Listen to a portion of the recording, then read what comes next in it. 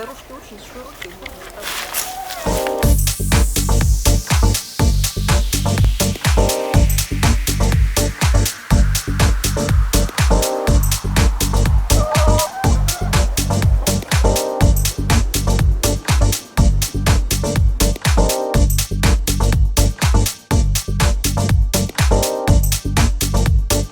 Здравствуйте, дорогие друзья! Наконец-то мы выходим не только на ресурсах интернета, но и появились на экранах телевизора Саха-24. С нами приехали наши друзья с программы «Жизнь прекрасна» сделать про нас небольшой сюжет. Меня зовут Маргарита Васильевна. Это наш сад-огород. Пойдемте работать.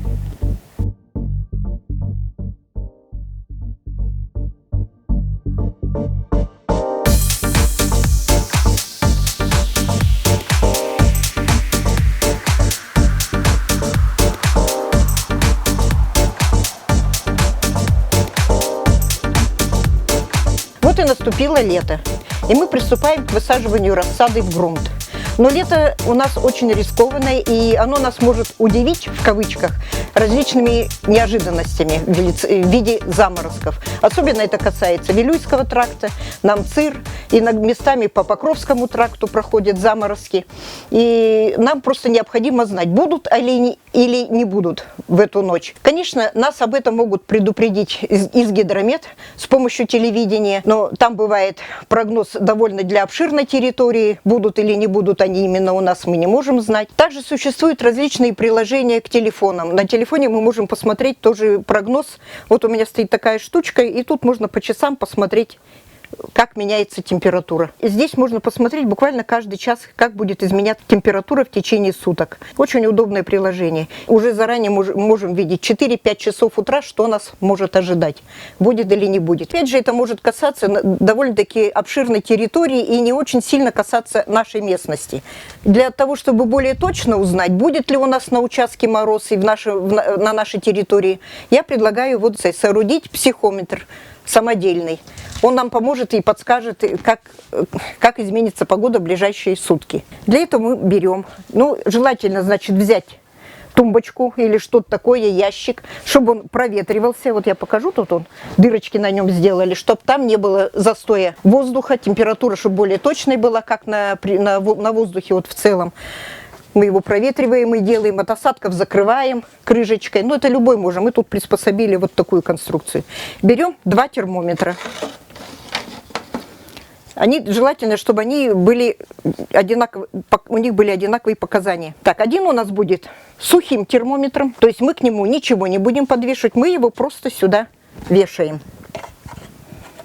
Он у нас здесь будет, а второй у нас станет термометр мокрым.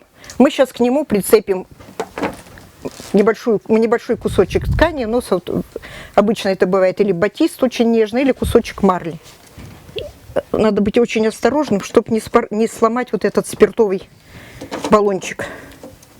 И все это перевязываем, прикрепляем, чтобы он там держался довольно плотно к нему, потому что это будет намокать тряпочка. И с нее будет происходить испарение, и вот эта колбочка будет остывать. Сейчас я их еще сверю, потому что я его подвигала, чтобы они одинаково смотрели. Вот эти термометры, колбочка вот эта спиртовая, она двигается, и указание добиться вот тут 28, и чтобы здесь тоже было 28. Вот они одинаково настроены. Колбочка двигается туда, вверх, вниз, поэтому их чуть-чуть можно так подстроить. И вешаем их. Подвешиваем. Теперь берем стаканчик. Вот этот стаканчик наливаем водички. Ставим ее под влажный термометр, опускаем туда тряпочку. Так, чтобы она там вся намокла. Ее намочить надо. Она подсасывает воду, осматическое давление, по тряпочке вода поднимается наверх, и в этот термометр у нас вода будет испаряться, и с помощью испарения, значит, он охлаждается, и за счет этого создается, разные показания бывают, на сухой термометр и мокрый термометр. Для чего это нам надо? Существует такая табличка, по которой по разности температур мы можем определить, будут ли заморозки или не будут заморозки. Такую табличку мы вам предложим. Вот такая вот табличка есть. Вот показания сухого термометра идут. Допустим, здесь 9 градусов, а мокрый показывает 7. Вот по пересечению у нас предположительно сегодня мы можем ждать заморозки. Если попадет, вот, например, 5 градусов показывает мокрый, это уже точно заморозки будут. Вот попадает на крестик. При 9 градусах сухого, при 5 градусах мокрого термометра заморозки точно будут. Эту табличку мы обязательно опубликуем и в Инстаграме, и на нашей группе ВКонтакте. Так, эти показания, значит, надо будет снимать где-то в вечерние часы времени. Вот 8-9 вечера. Это наиболее точное время будет, когда мы можем определиться по поводу заморозков. Такой психометр важно правильно установить. Его не ставят на солнце, не ставят его совершенно на землю. Это будет искажать наши показания. Его устанавливают на некоторой высоте и в тенечке. И, кроме того, его можно установить в теплице для определения относительной влажности воздуха в нужном нам помещении. Кроме того, его можно установить в теплицах для определения относительной влажности, что важно, например, при выращивании помидор. И так, существует точно такая же табличка, вот мы ее тоже опубликуем.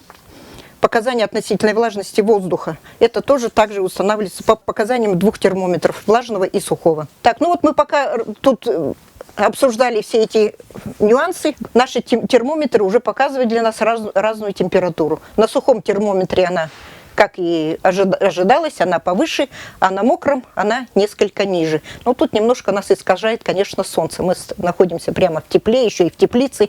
Очень тепло, они немножко не будут показывать нам точную температуру.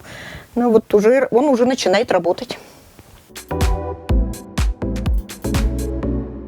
Погода стоит ветреная, наши саженцы сильно раскачивает, треплет, и поэтому самое время сейчас заняться той картошечкой, которую мы садили росточками. Иногда так бывает, что у нас не хватает семян, или мы где-то добыли, откуда-то привезли, кто-то подарил очень урожайные сорта, и всего 1-2 картошечки.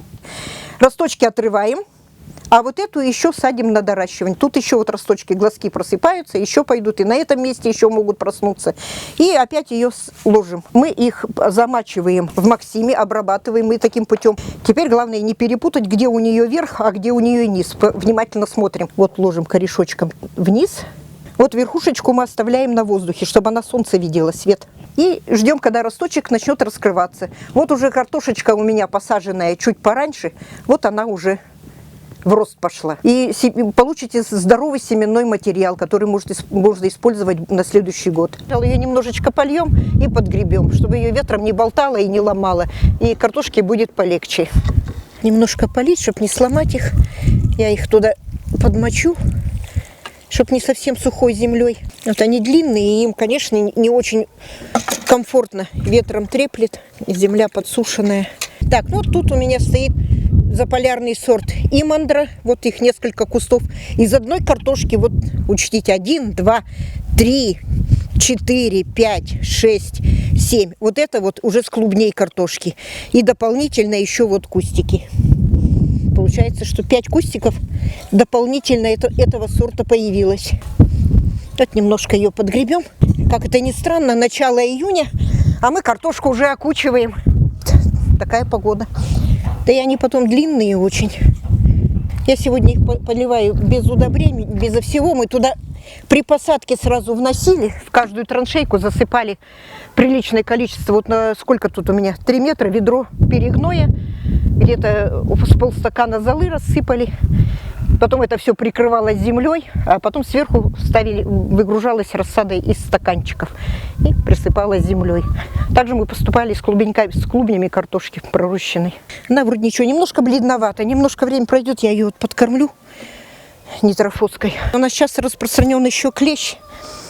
Это вот она чистая, а так перед окучиванием картошку полезно ей обработать, наверное, фитовермом или обработать хотя бы растительными препаратами от клеща.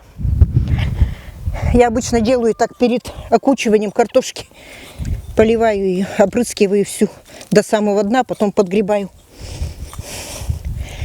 И мы так избавились от клеща. Раньше было достаточно. Картошка начинала в середине лета желтеть.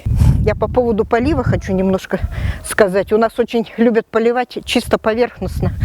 А вода должна промачивать 10-15 сантиметров грунта для того, чтобы растения могли ею воспользоваться, успеть. Вот еще я немножко добавлю, чтобы вглубь вода ушла. И присыпем ее. И таким же способом мы сделаем всю остальную картошку.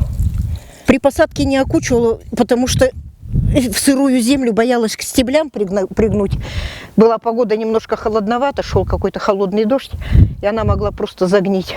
Я побоялась, и вот теперь вот это делаю. С ней надо поступать очень осторожно. У нас тут делать нечего. Черная ножка ее сразу. Вот уже рядок у нас окученный. Теперь можно приступить будет к следующему рядочку. И так все до конца вот эту поляночку.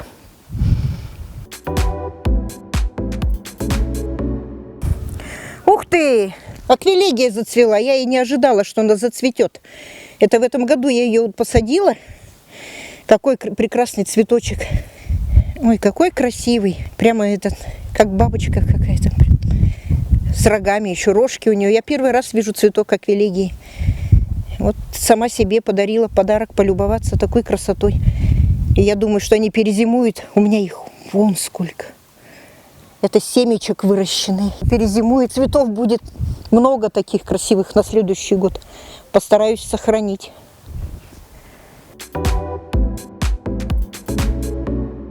Вот иногда такое случается, что кустики рассады начинают вот так вот выглядеть. Но вся эта проблема в том, что вот стаканчик ему уже малой, он начинает пересыхать. Сейчас мы его посмотрим. Вот все в корнях. И вода просто насквозь протекает, и они не успевают эту воду пить. Это ничего страшного. Я такие кустики высаживаю. Они день-два постоят, и их надо подкормить азофоской, нитрофоской, ну, чтобы обязательно присутствовал азот, и чтобы обязательно был фосфор. Потому что она совсем не усваивала фосфор, он синие, они посиневшие, не хватает питания. А питание, как у нас, оно без воды никак не поступает в растение. Вот немножечко сейчас перекопаю. Вот уже удобрения я добавляла, вот до этого перегной не хватило, я его не посадила. Высаживаю кустик туда, немножко заглубляю его поглубже, чтобы он был. Заранее его надо будет промочить, чтобы клуб этот промок хорошо. Да вот прошло 3 дня, вот такой же садила.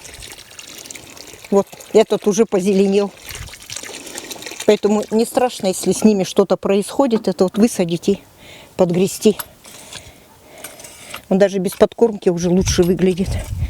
Просто влаги больше. А они, тем не менее, вот они все равно дают нормальный урожай потом. Пострадали бедные. Ну ничего, вот он уже ничего. Тут верхушка позеленела тоже. Ну вот буквально 3 дня сидят, как они вот в почву вышли. По краю с помидорами у меня соседи тыквы. Это всегда показывает хороший результат. Тыквам надо очень много воды. Один раз как нальешь сюда им целое болото, потом тыквы снимаешь по 12 килограмм. Наверное, еще 2 дня вот эти вот постоят, чтобы они уже точно так же позеленели. Это уже говорит, что кустик начинает расти. Корням уже вреда не принесет подкормка. Я добавлю сюда нитрофоски разведенный, пролью их. Или посмотрю, может быть, сразу мочевиной только полью. Даже мочевина одна даст им возможность позеленеть и немножко воспрянуть. И они будут выглядеть совершенно неплохо. Вот сейчас заперегноем и дальше.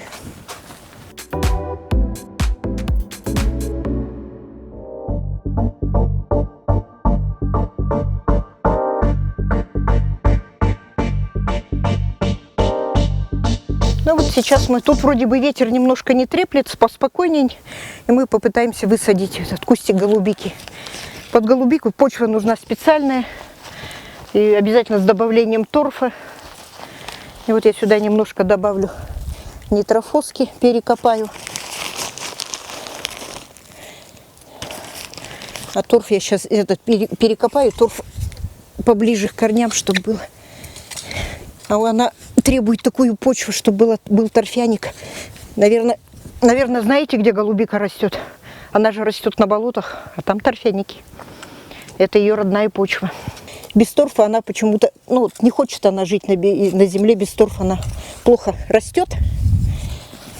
И, конечно, будет ослабленная и уже заведомо не перезимует. Будет очень слабенькая. Сейчас я сюда перекопаю, тут добавлен Песок, перегной, просто земля. Песок добавляем больше снизу, как дренаж, потому что у нас тут отсыпка идет внизу. Близко вода, поэтому вот все поднимаем, немножечко повыше делаем. Сейчас вот это место, где будет сама голубица, кустик ее, мы сюда сейчас сделаем с торфом. Почву перемешаем. Мешочки очень тоненькие, слабенькие. Чуть потянешь и порвался пакет. Сейчас тут основательно с торфом перемешаю вот эту почву. Ну, вообще, желательно бы всю яму сделать торфяником, но это сколько торфа надо. А я уже потом под рыхление буду дальше подсыпать по мере ее роста. Хотя бы сейчас вот посадить, пусть она возьмется здесь. Возле нее будет вот эта почва. По возможности еще подкопаем. Вот это вот будет тут ямка, она как бы более торфянистая. Кустик туда заглубим. То они бедные тоже все время пересыхают уже. Тут она вот была посажена с дренажкой. Можно этот дренаж тоже ей туда оставить. Вот он, стаканчик, она еще даже не вылезла оттуда. Она сидит в этом своем торфяном стаканчике, она даже из него не вылезла. Поэтому ей торф, наверное, будет очень полезен. Она в этот торф сейчас охотнее пойдет корнями. Так, яму делаем. Сейчас хорошо туда воды налить надо. Промочить ее.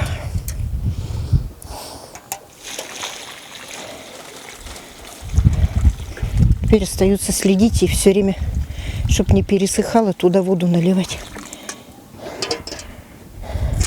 Будет сухо там каждые 3 дня, это обязательно проверять и водичку. Это у нее надпись. Оставим ее подписанную. Они еще там, ну вот смотри, что делается. Вот как в такую погоду сажать что-то. Она уже на улице зимовала, поэтому я думаю, что она выдержит. Просто поливать надо будет. Сиди, моя хорошая. Вот тебя сейчас размочит хорошо. Ну вот так вот у нас будет кустик. Тут вот те посаженные в прошлом году проснулись поздно. Еще есть посаженная голубика. Вообще рекомендуют садить не один кустик, не менее 2. Но у меня вот тут 3. Еще один кустик есть, еще посажу. Что-то из них, наверное, и будет зимовать. Почву сухой прикрою. Вот она. Вот она, вот она. Но у нас вот территория заболоченная, и мы вынуждены отсыпать ее постоянно. И здесь вот вода хлюпает уже под ногами. Ходишь и болото. Поэтому вот все делаем повыше. Потом в эти края вот это вот под смородину подготовлен ящик. Насыпали сюда как дренаж песок речной. И сейчас вот сверху будем формировать уже грунт питательный, насыпать сюда побольше. Ну также с песком будет. Просто земля. И, наверное, куля 2 сюда засыплю перегноя. Потому что это многолетник. И питательную почву ему надо будет заранее готовить. И тут уже ямка наша готова. Ждет кустик. Будем пересаживать. А здесь потом вот это будем заполнять. Подвезем песок и заполним песком почти до верху вот эти вот ящики. Эти дорожки. И сверху, как уже я делала, это земля, эту почву закрываю, чтобы трава не росла. Опять же, мусор всякий, газеты и опилки сверху. Они держат грунт влажным постоянно под низом, вот это, чтобы не высыхало отсюда. А там вот придется делать стоки от этих заболоченных мест. Пробовала садить просто внизу, она заболачивается, почва закисает и ничего не хочет расти. Из-за этого приходится еще дождей посильнее пойдет, и мы будем тонуть, и наши кустики будут задыхаться в сырости.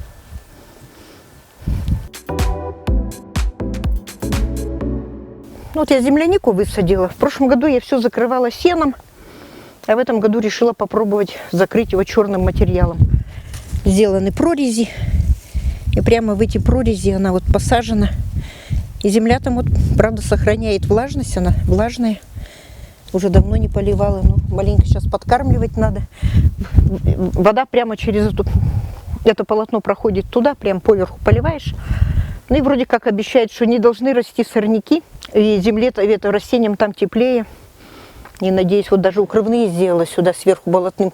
В прошлом году она плодоносила поздно, допоздна, и собирали почти до конца сентября ягоды. Ну вот некоторые-то хорошо пошли в рост. Он даже как разросся, уже куст большой какой-то. Вот мы принесли наше сооружение и установили его на подставочку с северной стороны теплицы. Теперь нам остается все это развешать. Два наших термометра. Сухой термометр вешаем. Подвешиваем влажный термометр. Под него подставляем стаканчик с водой. Оп. И вот наша система теперь начнет работать. Нам остается только следить за уровнем воды в стаканчике, чтобы он не высох, подливать периодически сюда и снимать показания. И будем уже на своей территории точно определять, будут у нас заморозки или не будут. Это будет касаться уже конкретно нашей территории, нашего огорода и нашего сада. Но если вдруг так случилось, что у вас только один термометр, и вам очень нужно на сегодня-завтра это дело узнать, будет мороз или не будет, мы можем поступить следующим образом. В час дня засекаем температуру. И на сухом термометре нам всего потребуется тогда 1 градусник. Засекаем температуру дневную на час дня и уже вечером 20-21 час. Если это падение будет больше 6 градусов, заморозки ожидаются. И опять таблица по определению заморозков по одному термометру также существует. И мы ее тоже выложим.